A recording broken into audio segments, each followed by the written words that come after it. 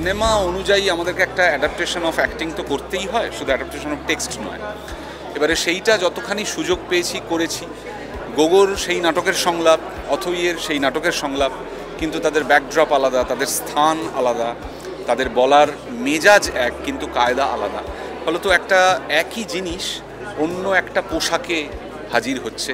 সেইটা আমি নিজে মনে করি অথই যারা স্টেজে দেখেছেন তাদের ক্ষেত্রেও একটা দারুণ নতুন এক্সপিরিয়েন্স হবে, এবং যারা প্রথমবার অথই পর্দাতেই দেখবেন তাদের ক্ষেত্রেও হবে। মানুষ মানুষকে ভালোবাসে না অথই, মানুষ মানুষকে ঘেন্না করে, না হলে ট্রোল করে। আমি জানি না, নিজেদের কাজ নিয়ে খুব বড় বড় কথা বলাটা তো ঠিক নয়।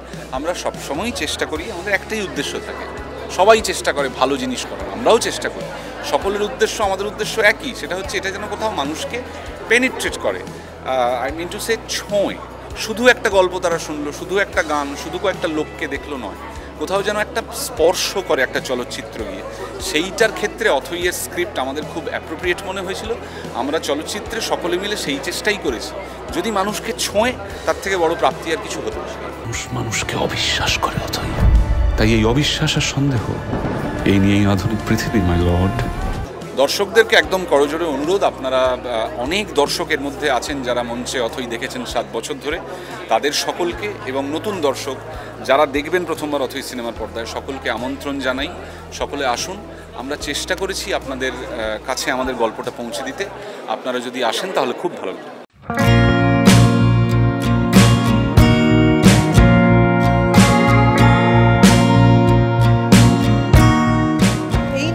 ওরা 7-8 বছর ধরে প্লে করছে।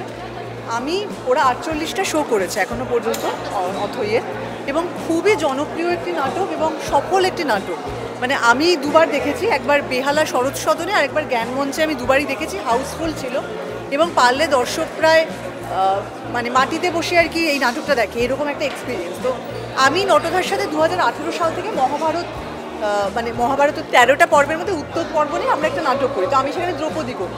তো লকডাউনের সময় যে তুর্নাদি অভিনয় করতেন ডেসডিমোনার চরিত্রে, দিয়ামনার চরিত্রে, তো তিনি করবেন না বারণ করেন, কারণ তিনি মা হয়েছিলেন এবং করোনার সময় যা হয়েছিল আমাদের, ওটাতে একটা ট্রমা সবার।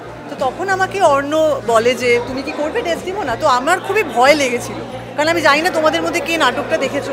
একটা কঠিন চরিত্র, এবং তার সাথে গান গায়, নাচ করে, জীবনানন্দ দাশের কবিতা ওড়াচ্ছে, সব মিলিয়ে একটা প্রাণবন্ত চরিত্র। এবং সে আস্তে আস্তে যারা ওথালো নাটকটি আমরা পড়েছি বা সিনেমাতেও দেখেছি, এর আগে সিনেমা হয়েছে ওথালো নিয়ে, তো সেই তাদের জানে যে ডেসডিমোনার আস্তে আস্তে কী পরিণতি হয়। তো এটা পুরোটা একটা খুব মানসিক একটা জার্নির মধ্যে দিয়ে পুরো নাটকটা শেষ হয়, একটা খুবই টার্ময়েল সিচুয়েশনের মধ্যে দিয়ে। তো এরকম একটা কঠিন চরিত্র আমি কি করে করবো আমি জানতাম না। তো আমি প্রথমে অন্যকে না করে দিই যে না না প্লিজ।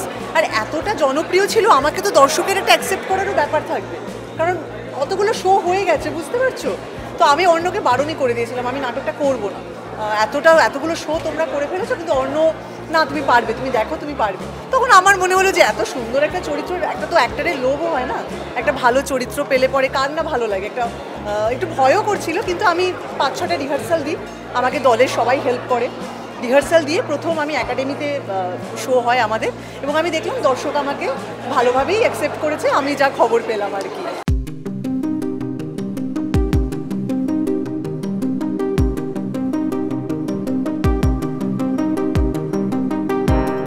আমার চরিত্রের নাম মিলি, যেটা ওথেলোতে এমিলিয়া বলে তোমরা সবাই জানো। তো মিলি চরিত্রটা কেমন এইটাও আমি বলতে পারবো না, এটার জন্য দেখতে হবে হচ্ছে অথই। শুধু এইটুকুই বলতে পারি যে অথইতে এই চরিত্রটা অত্যন্ত গুরুত্বপূর্ণ একটি চরিত্র, যার সাথে সাথে গল্পের অনেকটা অনেকটা দড়ি, অনেকটা শিকড় থাকে। পুরো গল্পটা এগোতে যাই আমরা সেভাবেই। এই চরিত্রটা ততটাই গুরুত্বপূর্ণ, প্রত্যেকটা চরিত্রের সাথে এই জার্নিটা, এই মিলির জার্নিটা অত্যন্ত গুরুত্বপূর্ণ অথইকে এগিয়ে নিয়ে যাওয়ার জন্য।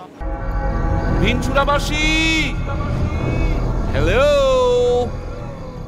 দেখো থিয়েটার তো দেখি, কিন্তু প্রিপারেশন বলতে অনির্বাণ এবং অর্ণদা ওনারা যেভাবে কাজ করেছেন বা ওনারা যেভাবে কাজ করেন, আমার মনে হয় যে এনারা এত ভালো শিক্ষক। ওনাদের সাথে কাজ করতে গিয়ে আমার কখনো মনে হয়নি যে আমি কাজটা কীভাবে করব। আমি খুব নার্ভাস তো ছিলামই, প্রত্যেকেই থাকে আমার মনে হয় নার্ভাস, কিন্তু এমনভাবে বুঝিয়ে দিতেন, এমনভাবে বলে দিতেন, এমনভাবে ওয়ার্কশপ হয়েছিল যে আমার কখনো মনে হয়নি যে আমি এই নাটকটাতে আমি পাঠ করিনি বা আমি নাটকের কেউ নই। এটা আমার এক মুহূর্তের জন্য মনে হয়নি। সব সময় মনে হয়েছে যে আমি তো এদের দলেরই একজন। তো এইটা ভাবতে আমাকে এত বেশি সাহায্য করেছিল, আমার মনে হয় সেটা বড় পর্দায় প্রকাশ পাবে। অনির্বাণদা, অর্ণদা, ওনারা যেভাবে বুঝিয়ে দেন, তারপরে একজন অভিনেতার আর কোনো প্রশ্ন থাকতে পারে। অথই দাদা এখানে অজ্ঞান হয়ে গেছে, please somebody help, please help.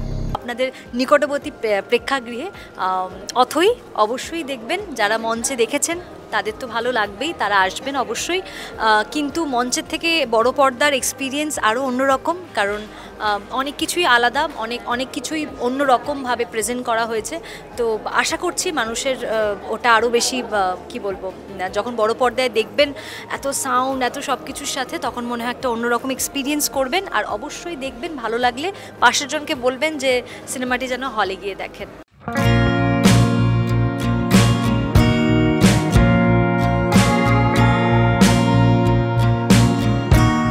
গল্পের যে টাইম স্প্যানটা ছিল সেইটাই আছে, কিন্তু কিছু কিছু জিনিস, যেমন থিয়েটারের 3 ঘন্টা 10 মিনিটের থিয়েটার ছিল, কিছু কিছু দৃশ্য আমার ফেলতে হয়েছে, তেমন ছবির তাগিদে কিছু কিছু দৃশ্য যোগও হয়েছে।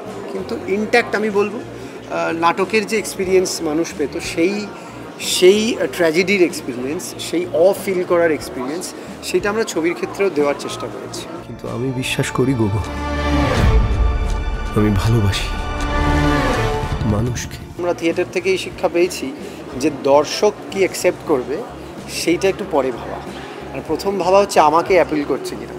আমার কাছে শেক্সপিয়ার খুবই ওথেলো অ্যাপিলিং মনে হয়েছিল বলেই নাটক করেছিলাম।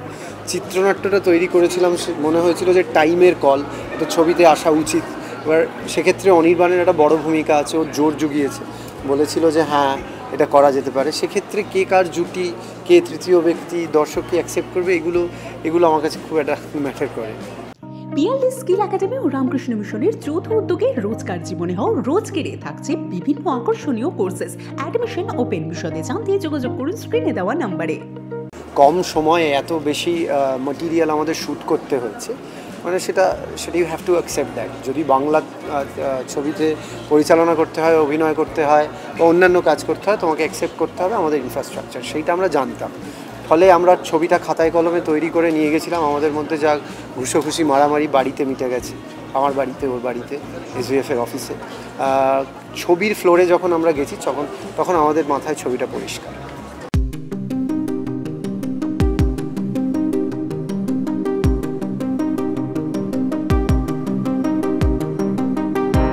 এটা আমার প্রথম সিনেমা, তো সেই জায়গাতে খুবই, এটা মানে জানি না কতজনের ক্ষেত্রে হয়েছে, যে ডিরেক্টরের আন্ডারেই প্রথম থিয়েটারের মঞ্চে অভিনয় করেছিলাম অর্ণব মুখোপাধ্যায়, তার কাছেই আমি সিনেমা করছি, তার নির্দেশনায়। তো এটা একটা বড় পাওয়া। অনির্বাণদের সাথে সিনেমা করছি, এটা একটা বড় পাওয়া। এবং আমার বন্ধুরা যারা আমার সাথে কোথায় অভিনয় করছে, তারা আমার সাথে অভিনয় করছে। তো সব মিলিয়ে এটা দারুণ এক্সপিরিয়েন্স। চরিত্র যারা হয়তো ওথেলো পড়েছেন বা ওথেলো জানেন বা নাটক দেখেছেন, মাইকেল ক্লাসিও থেকে মুকুল যেটা হয়েছে, তো সেই চরিত্রটা যেরকম আমাদের জীবনেও হয় বা প্রতিদিনের জীবনে, যে আমরা একদিন সকালে উঠে ভাবলাম যে দিনটা দারুণ যাচ্ছে, পরদিনই মনে হয় যে না আজ কী ভাই বাচ্চি, কী যাতা হচ্ছে। তো এরকম জীবনও হয় না, সাদা কালোর মাঝে একটা ধূসর জায়গা থেকে থাকে। এখানে এই চরিত্রগুলো সেই জায়গাতেই ঘোরাফেরা করছে। দেখবেন ড্রেস কোডও হয়েছে সাদা কালো ধূসর, এরকম হয়েছে ড্রেস কোডটা। তো মুকুল একটু ওরকমই জায়গায়, কিন্তু মুকুল খুবই ফ্ল্যামবয়েন্ট, খুবই ওপেন। কিন্তু জীবনে কিছু কিছু সময় আসে যখন আমরা নিজেদের গুটিয়ে নিই, কোথাও একটা মনের মধ্যে কী যেন একটা খচখচ করে, যেটা আমরা বলতে পারি না, আবার রাখতেও পারি না। তো এরকম একটা চরিত্র মুকুল।